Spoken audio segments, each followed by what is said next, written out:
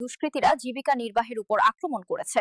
প্রতিমা ভাঙচুরের কারণে পরিবারের চরম হতাশা এবং সেবিকা সরকারের প্রতিক্রিয়াও সামনে এসেছে। আপনারা কি দেখছেন?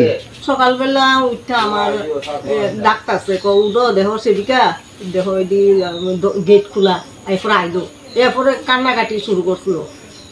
কান্তাছে দেহ মুক্তি সর্বনাশ করে দিয়ে গেছে। তো আমি কানতে কানতে দিয়ে পাড়ার মানুষের ডাকিয়া কইলাম যে এই অবস্থা কাণ্ড কইরা করে দিয়ে গেছে। আমরা তো কোনো শত্রু নাই। কয়টা মূর্তি আছিল আপনারা? আমরা দুর্গা আছিল 3টা আর কালী আছিল 1টা, সব ভাঙ্গা চুরমাচুর করে দিয়ে গেছে। কোন সময় আপনারা দেখছেন? আমরা সকাল ধরেন 5টা। আপনারা কি এই আশেপাশে মানে এই ঠাকুর ঘরের সঙ্গেই আপনারা থাকেন? হ্যাঁ, ঠাকুর ঘরের সঙ্গেই থাকি। কোনো শব্দ টব্দ পাইছেন রাত্রেবেলা? শব্দ ফেনের শব্দ তো বাবা কোনো শব্দই পাইছি না রে বাবা। বাড়ির রাস্তা কি এটাই? হ্যাঁ, এইটাই আমি রাস্তা। আমরা এটা দরজাটা কি বাইরের দিক থেকে লাগানো থাকে না ভিতর দিক থেকে লাগানো থাকে? কি মনে হয় যে কি কারণে আপনাদের এই মূর্তিগুলি ভাঙছে বা যারাই ভাঙছে দুষ্কৃতীরা কি কারণে ভাঙছে?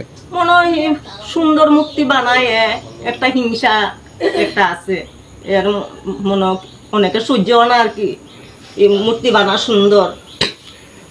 কোনো প্রকার সন্দেহ টন্দেহ হয় কারোর সঙ্গে রিসেন্টলি বা এই কয়েকদিনের মধ্যে কিছুদিন আগে আপনাদের ঝগড়ার জাগরি বা মন কালাকালি হয়েছে এরকম? না, এরকম হয়েছে না তো কারোর সাথে। কি মনে হয় কারা ভাঙতে পারে মূর্তিগুলি? তো পারি না কেডা এই কাণ্ড করবো। পূজার তো মাত্র আর 15 দিন বাকি। আপনাদের এই এখন পর্যন্ত মূর্তিগুলি বানাইতে গিয়ে আনুমানিক কত টাকা খরচ হয়েছে? এই তো 2 থেকে 2.5 লাখ পর্যন্ত খরচ হয়েছে।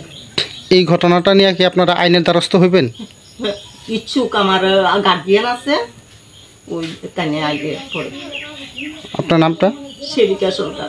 আপনারা কতদিন ধরে এখানে মানে থাকতেছেন, মূর্তি টুর্তি বানাইতেছেন? আজকে 9 বছর। এই প্রথম এই ধরনের ঘটনা ঘটলো? আর কোনো সময় হয়েছে না। কি কইবেন এই ধরনের ঘটনাটা যে ঘটলো, কি কইবেন এই ঘটনাটা নিয়ে?